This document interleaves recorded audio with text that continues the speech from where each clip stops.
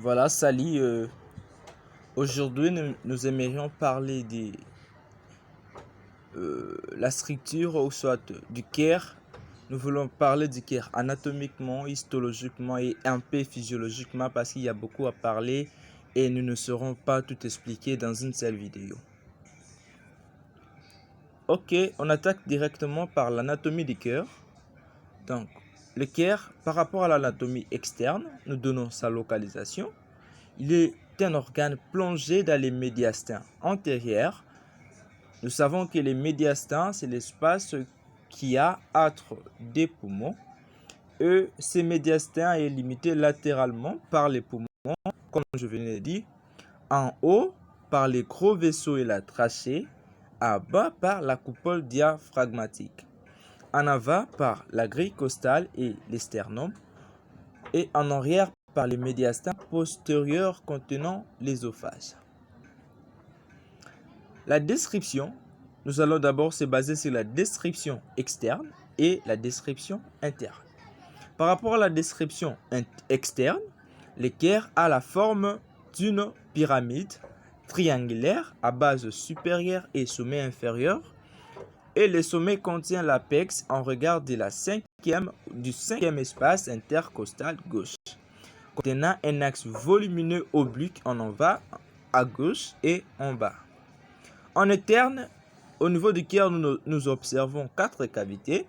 Les 2 cavités supérieures qu'on appelle oreillettes et les 2 cavités inférieures qu'on appelle ventricules. Les 2 oreillettes sont séparées par un septum interauriculaire et les 2 ventricules par un septum interventriculaire. Tenant compte de la cloison verticale, nous distinguons 2 cœurs.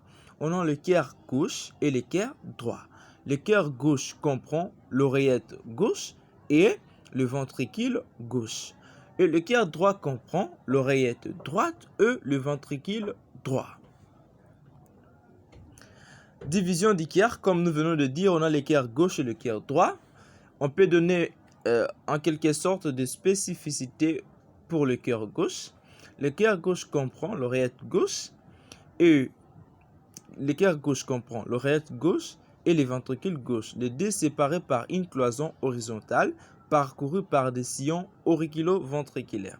Le cœur gauche comprend des orifices auriculo-ventriculaires dont l'orifice ou valve mitrale. La valve mitrale permet la communication entre l'oreillette gauche et le ventricule gauche.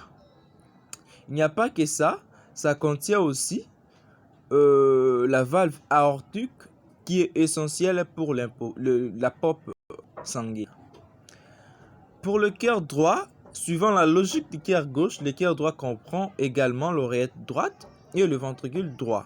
Les 2 aussi séparés par une cloison horizontale. Ces derniers comprend des orifices auriculo-ventriculaires dont l'orifice tricuspide essentiel pour la communication auriculo-ventriculaire droite et la valve pulmonaire ou sigmoïde essentielle pour l'oxygénation. L'oreillette droite comprend dans sa structure le veine cave supérieure et inférieure. Et nous savons que ce veine permet les retours sanguins au niveau du cœur. Le ventricule droit se vide par l'orifice pulmonaire dans l'artère pulmonaire.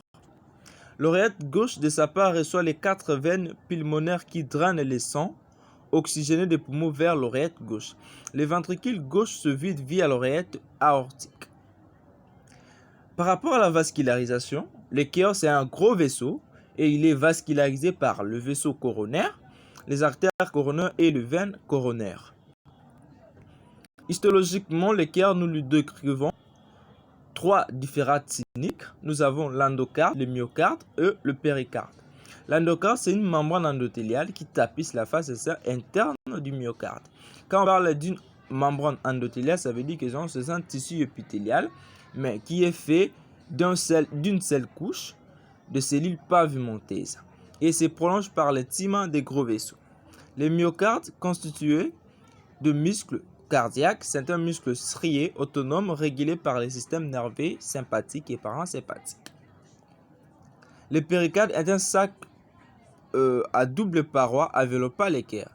Il comprend le feuillet, il comprend plusieurs feuillets dont, séparés en des groupes, le péricarde serré et péricarde fibreux. Le péricarde serré comprend des feuillets. Il comprend le feuillet viscéral, aussi appelé épicarde, et le feuillet pariétal qui recouvre ou tapisse la face interne du péricarde. Le péricarde fibreux, c'est un péricarde épais. La paroi cardiaque est à proprement parler est constituée de l'endocarde, du myocarde et de l'épicarde qui est une partie ou soit un segment du feuillet viscéral du péricarde serreux. Par rapport à l'appareil valvulaire, chaque orifice auriculo-ventriculaire est constitué d'un appareil valvulaire formé par un anneau fibreux de valvule de codage rattachant le valvule au pilier musculaire s'insérant eux-mêmes sur l'endocarde. L'orifice tricuspide possède 3 valvules. L'orifice mitral n'en possède que 2, appelées petite valve et grande valve. Les orifices aortiques pulmonaires sont constitués d'un anneau fibreux de 3 valves dites sigmoïdes. Les tissus nodales. Donc, au niveau du myocarde, il y a 2 types de cellules musculaires, donc des cardiomyocytes. Il y a des cardiomyocytes automatiques et des cardiomyocytes contractiles. Maintenant, les cardiomyocytes automatiques s'assemblent pour former les tissus nodales et retrouvés au niveau de l'abouchement de la veine cave supérieure et l'oreillette droite. Physiologiquement, nous le décrivons les cardiomyocytes étant dit, et ce sont des cellules musculaires cardiaques. Il y a des cardiomyocytes automatiques comme on a dit et les cardiomyocytes contractiles.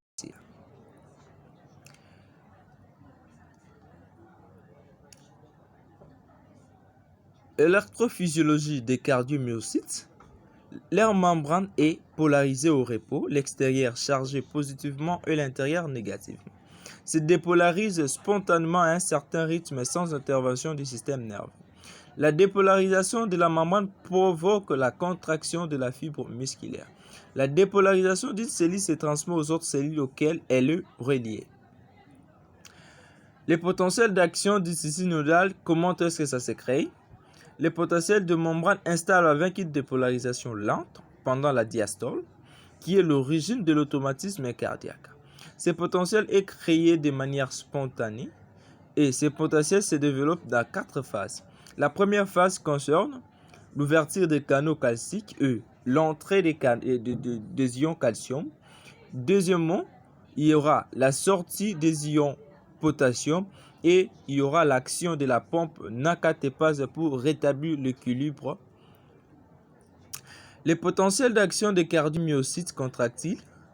Après excitation des cellules du tissu nodal, ces potentiels d'action créés peuvent donc être conduits vers les cardiomyocytes contractiles.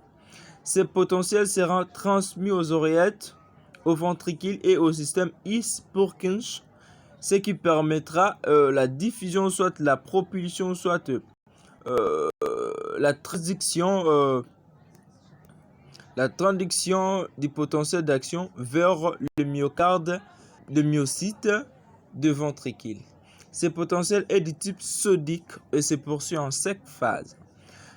La phase 0 concerne la dépolarisation rapide liée à une entrée rapide massive des ions sodium dans la cellule suivie d'une entrée plus lente d'un courant calcico-sodique. La phase 1 concerne la repolarisation initiale liée à l'inactivation du courant sodique rapide. Deuxièmement, plateau lié à un courant entrant calcico-sodique. La phase 3, c'est la repolarisation terminale liée à un courant sortant des capices.